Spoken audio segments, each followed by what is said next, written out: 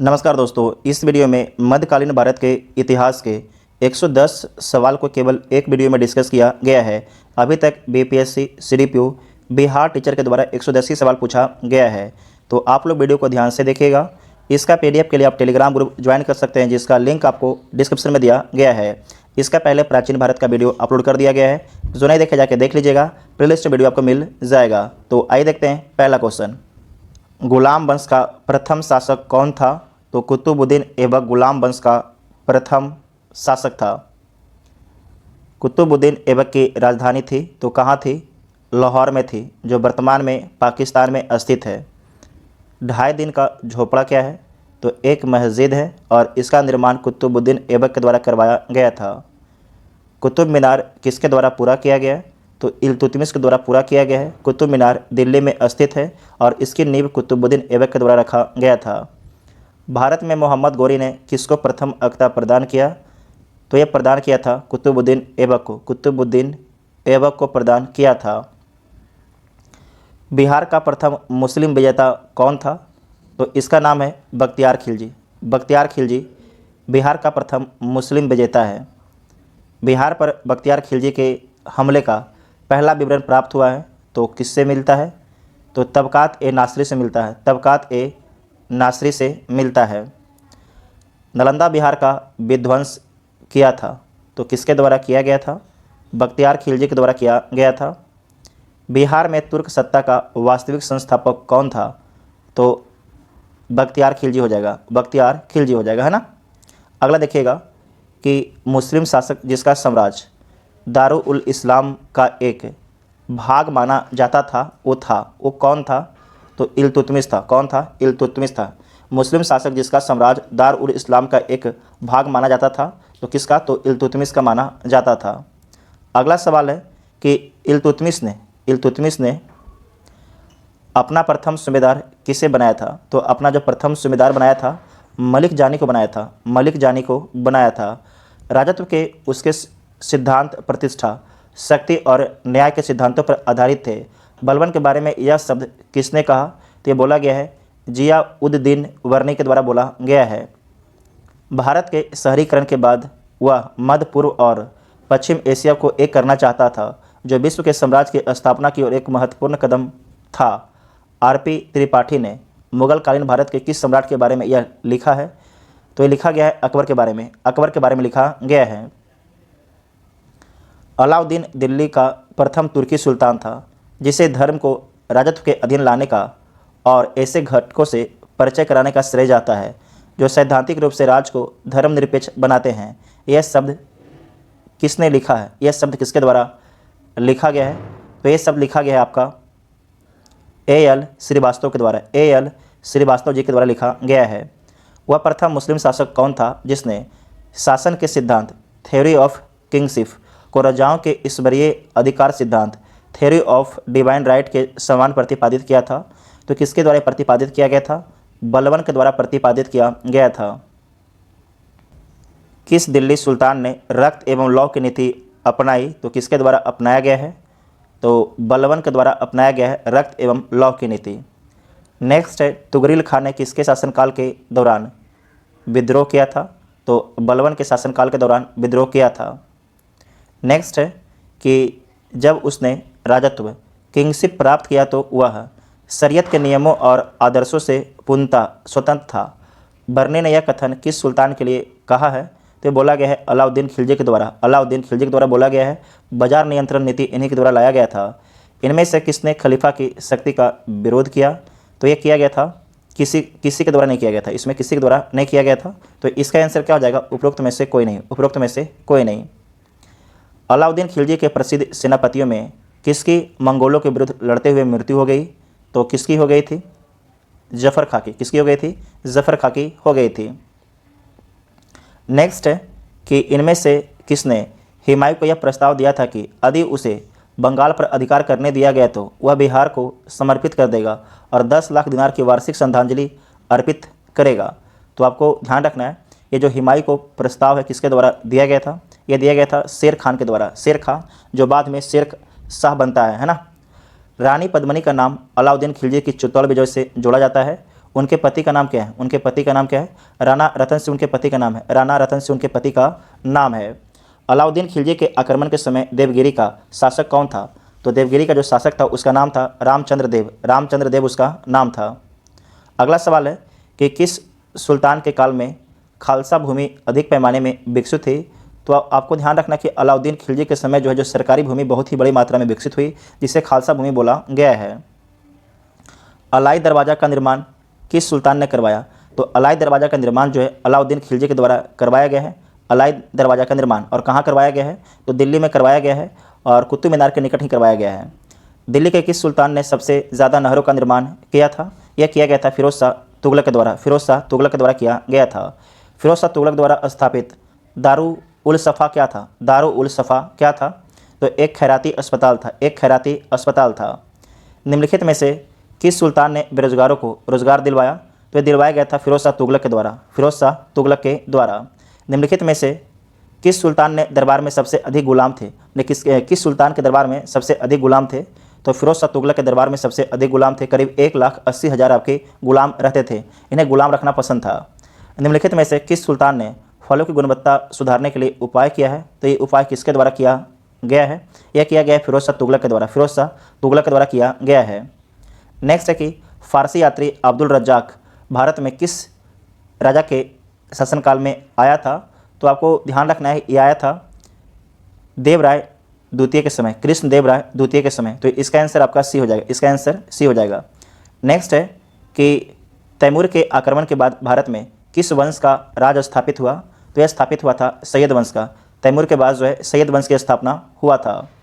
निम्नलिखित में से किस सुल्तान ने एक नगर बसाया जहां अब आगरा है? जहां अब आगरा है तो आपको ध्यान रखना है सिकंदर लोदी के द्वारा बसाया गया था। जो आगरा शहर, इसकी स्थापना 1504 में किया गया था और राजस्थान पर कंट्रोल करने के लिए आगरा की स्थापना किया गया था।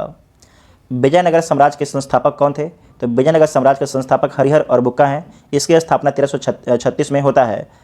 नेक्स्ट है कि विजयनगर के उससे पहले शासक की पहचान करें जिसने बहमनियों से गोवा छीना था। तो ध्यान रखना उनका नाम है हरिहर सेकेंड। नाम क्या है? हरिहर सेकेंड उनका नाम है। विजयनगर के राजा कृष्णदेव राय ने गोलकुंडा का युद्ध किस राजा के साथ लड़ा था? तो आपको ध्यान रखना है ये आपकी लड़ा था कुली कुतुब शाह के साथ। कुली कुतुब शाह के साथ में लड़ा था। अगला सवाल है कि विजयनगर साम्राज्य के वित्तीय व्यवस्था की मुख्य विशेषता क्या थी? तो इसमें ध्यान रखना जो मुख्य विशेषता थी ये आपके था भूराजस्व। ये क्या था? भूराजस्व। तो इसका आंसर आपका बी हो जाएगा। विजयनगर साम्राज्य का अवशेष कहाँ मिलता है? तो विजयनगर साम्राज्य का जो अवशेष है ये आपके हम्पी में मिलता है। पूछेगा हम्पी किस नदी किनारे स्थित है? तो तुंगभद्रा नदी किनारे स्थित है। वर्तमान में आपके कर्नाटक में है। और साथ ही आपको ध्यान रखना है कि जो हम्पी को यूनेस्को के वर्ल्ड हेरिटेज साइट में शामिल किया गया है 1986 में। से नोट कर लीजिएगा 1986 में आपके एग्जाम के लिए महत्वपूर्ण है। दीवान ए अर्ज विभाग संबंधित था। तो किससे संबंधित था? तो रक्षा विभाग से संबंधित है। रक्षा विभाग से संबंधित है। नेक्स्ट है कि शिवाजी की राजधानी कहाँ थी? जो शिवाजी हैं इनकी राजधानी कहाँ थी? तो रायगढ़ में थी। रायगढ़। VVI सवाल है, VVI। बहमनी राज का संस्थापक कौन था? तो बहमनी राज का संस्थापक है अलाउद्दीन हसन। अलाउद्दीन हसन इसका संस्थापक है। सरजामी प्रथा किससे संबंधित है? तो सरजामी प्रथा जो है मराठा भूराजस्व प्रथा से संबंधित है। तो इसका आंसर ए हो जाएगा। नेक्स्ट क्वेश्चन है कि निम्नलिखित में से कौन भूमि उत्पाद पर लगने वाले कर को इंगित करता है? तो कौन इंगित करता है? तो देख लीजिए खराज उस्र मुक्तई करता है। तो इसका आंसर हो जाएगा डी। इसका आंसर हो जाएगा, इसका आंसर हो जाएगा डी। ठीक है ना। जो आपके खुम्स है ये लूट का माल है। खुम्स क्या है? लूट का माल है।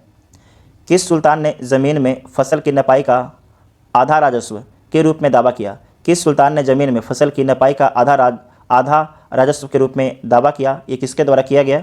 तो अलाउद्दीन खिलजी के द्वारा जो है पहली बार 50% जो है टैक्स का डिमांड किया गया था। नेक्स्ट है कि शेख बहाउद्दीन जकारिया किस संप्रदाय के थे? शेख बहाउद्दीन जकारिया किस संप्रदाय के थे? तो ये सोहरावर्दी संप्रदाय के थे। सोहरावर्दी संप्रदाय के थे। नेक्स्ट है कि इन शासकों में से किसने अपने सैन्य टुकड़ियों को 200, 250, 500 की इकाइयों में विभाजित किया था? तो यह किया गया था इस्लाम शाह और शेर शाह दोनों के द्वारा किया गया था। इसका आंसर ई हो जाएगा। इसका आंसर ई हो जाएगा। नेक्स्ट है कि जवाबित का संबंध किससे था? जो जवाबित है इसका संबंध किससे था? तो इसका संबंध है राज कानून से। इसका संबंध है राज कानून से। नेक्स्ट सवाल है कि सुल्तान काल के सिक्के टंका, ससगनी एवं जीतल किन धातुओं के बने हुए थे?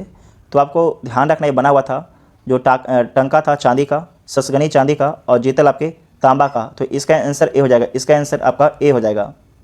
भारत में कागज़ का प्रयोग कब से प्रारंभ हुआ? तो भारत में कागज़ का प्रारंभ आपकी 12वीं सदी से हुआ, 12वीं सदी से। तो इसका आंसर ए हो जाएगा। आज जिसने फ़ोटो खींचा है ना, तो उसने आंसर छापना ही भूल गया है, कोई बात नहीं भाई। अगला है कि तबकात ए नासरी का लेखक कौन था? तबकात ए नासरी का लेखक कौन था? तो मिनहाज उस सिराज था, मिनहाज उस सिराज था। तो इसका आंसर आपका सी हो जाएगा। नेक्स्ट सवाल है कि सभी भक्ति संतों के मध्य एक समान विशेषता थी कि उन्होंने अपनी वाणी को उसी भाषा में लिखा जिससे उसके भक्त समझते थे। तो इसका आंसर ए हो जाएगा। ये सही बात भी है ना, जो समझेगा उसी भाषा में बोलिएगा। अगला है कि मोहम्मद गौरी गुजरात के चालुक्यों द्वारा कब पराजित हुआ था? यह पराजित हुआ था 1178 में, 1178 में पराजित हुआ था। तो इसका आंसर डी हो जाएगा। नेक्स्ट सवाल है कि निम्नलिखित में से किस युद्ध में मुख्य विरोधियों का सही उल्लेख नहीं किया गया है? तो इसमें देख लीजिएगा, हल्दी घाटी का युद्ध महाराणा प्रताप और अकबर के बीच में हुआ था 1576 में। पानीपत का प्रथम युद्ध बाबर और इब्राहिम लोदी के बीच में। पानीपत का द्वितीय युद्ध टीपू सुल्तान और मराठा के बीच में। तो ये गलत है। जो पानीपत का द्वितीय युद्ध है ये किसके किसके बीच में होता है? तो हुमायूं और हेमू के बीच में होता है, हुमायूं और हेमू के बीच में होता है ना। और कब होता है? तो 1556 में होता है। तो सी वाला आपके गलत हो जाएगा, है ना, सी वाला गलत हो जाएगा। नेक्स्ट सवाल है कि दिल्ली सल्तनत के दौरान मुकद्दम या चौधरी पद का इस्तेमाल किसके लिए किया जाता था? किसके लिए होता था? तो गांव के सरपंच के लिए, गांव के सरपंच के लिए होता था। तबकात ए अकबरी, जिसे कभी कभी अबू फजल के अकबरनामा से अधिक विश्वसनीय माना जाता है, किसके द्वारा लिखा गया था? तो ये लिखा गया है निज़ामुद्दीन अहमद के द्वारा लिखा गया है, निज़ामुद्दीन अहमद के द्वारा। इनमें से किस प्रसिद्ध शासक ने अपनी माता के नाम पर विजयनगर के पास नागलपुरम की एक उपनगरीय बस्ती की स्थापना की? तो किसके द्वारा किया गया था? कृष्णदेवराय जी के द्वारा किया गया था, कृष्णदेवराय जी के द्वारा किया गया था। नेक्स्ट है कि अलाउद्दीन खिलजी द्वारा द्वार समुद्र की विजय के लिए किसे नियुक्त किया था? किसे नियुक्त किया था? तो इसमें ध्यान रखिएगा, जो नियुक्त किया गया था उनका नाम है मलिक कफूर, मलिक कफूर को नियुक्त किया गया था। दोबारा देखिएगा कि अलाउद्दीन खिलजी द्वारा द्वार समुद्र की विजय के लिए किसे नियुक्त किया था? तो मलिक कफूर को नियुक्त किया था। अगला सवाल है कि मोरक्को के यात्री इब्न बतूता का वृत्तांत किस रूप में जाना जाता है? तो रिहला के रूप में जाना जाता है। और आपको याद है कि ये दिल्ली के काजी बनते हैं, एमबेटी मोहम्मद बिन तुगलक इसे दिल्ली काजी बनाते हैं। फतेहपुर सीकरी स्थित प्रसिद्ध बुलंद दरवाज़ा जमा मस्जिद का कौन सा प्रवेश द्वार बनता है? फतेहपुर सीकरी स्थित प्रसिद्ध बुलंद दरवाज़ा जमा मस्जिद का कौन सा प्रवेश द्वार बनता है? तो इसमें ध्यान रखिएगा, ये दक्षिणी प्रवेश द्वार बनता है। तो इसका आंसर आपका सी हो जाएगा। बहुत ही टफ सवाल है भाई, बहुत ही टफ सवाल था। नेक्स्ट है कि निम्नलिखित में से किस सुल्तान ने निज़ामुद्दीन औलिया ने भेंट करने से इनकार कर दिया? तो इसमें ध्यान रखिएगा, जो निज़ामुद्दीन औलिया हैं किन से भेंट करने से इनकार कर दिया था? तो अलाउद्दीन खिलजी से, अलाउद्दीन खिलजी से। तो इसका आंसर बी हो जाएगा। 12 मासा की रचना किसने की? 12 मासा की रचना जो है मलिक मोहम्मद जायसी के द्वारा किया गया है, मलिक मोहम्मद जायसी के द्वारा किया गया है। पानीपत के युद्ध में बाबर की जीत का मुख्य कारण क्या था? जो बाबर जीत गया उसका सबसे जो मुख्य कारण था उसकी सैन्य कुशलता, उसकी सैन्य कुशलता। सामने में मात्र 13,000 सेना, जबकि जो इब्राहिम लोदी है उसकी 1 लाख सेना को पराजित कर देता है। तुजुक ए बाबरी किस भाषा में लिखा गया था? तो तुजुक ए बाबरी जो है तुर्की भाषा में लिखा गया था, तुजुक ए बाबरी तुर्की भाषा में लिखा गया था। हुमायूं ने चुनार दुर्ग पर प्रथम बार आक्रमण कब किया था? तो ये किया था 1532 में, 1532 में। निम्नलिखित में से किसने अपने बादशाह पति के लिए मकबरे का निर्माण करवाया था? तो ये करवाया गया था हाजी बेगम जी के द्वारा, हाजी बेगम जी के द्वारा करवाया गया था। नेक्स्ट सवाल है कि हुमायूं नामा की रचना किसने की? तो जो हुमायूं नामा है इसकी रचना गुलबदन बेगम जी के द्वारा किया गया है। हुमायूं द्वारा लड़े गए 4 प्रमुख युद्ध का तिथि अनुसार सही क्रम अंकित करें। युद्ध स्थलों के नाम आपको नीचे दिया गया है। तो इसमें देख लीजिएगा, तो इसमें जो पहला हो जाएगा चौसा का, उसके बाद पहला हो जाएगा देवरा का, पहला होगा देवरा का, उसके बाद चौसा का, उसके बाद कन्नौज का, उसके बाद सरहिंद का, है ना। तो देवरा का कब होता है? तो देवरा का होता है 1532 में, 1532 में। चौसा कब होता है? 1539 में। कन्नौज 1540 में। सरहिंद होता है 1555 में होता है, 1555 में होता है। तो इतना याद रखिएगा। नेक्स्ट है कि निम्नलिखित में से किस सुल्तान ने पहले हजरत आला की उपाधि अपनाई और बाद में सुल्तान की? तो किसके द्वारा अपनाया गया? तो शेर शाह सूरी के द्वारा, शेर शाह सूरी के द्वारा। शेर शाह का मकबरा कहाँ स्थित है?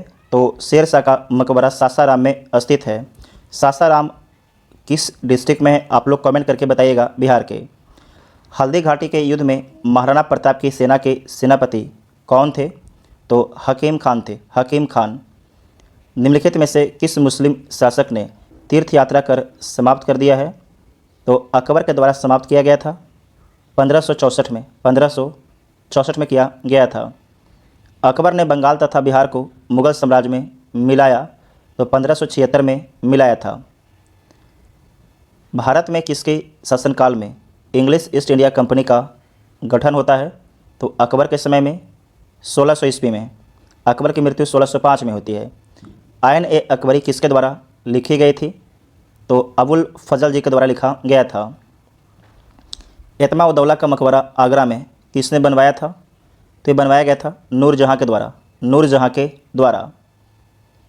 नेक्स्ट सवाल है कि प्राचीनकारी पेट्रा ड्यूरा निम्न में से किससे संबंधित है? ये संबंधित है दीवारों में अर्ध कीमती पत्थर जड़कर फूलों की नक्काशी करने से जुड़ा हुआ है।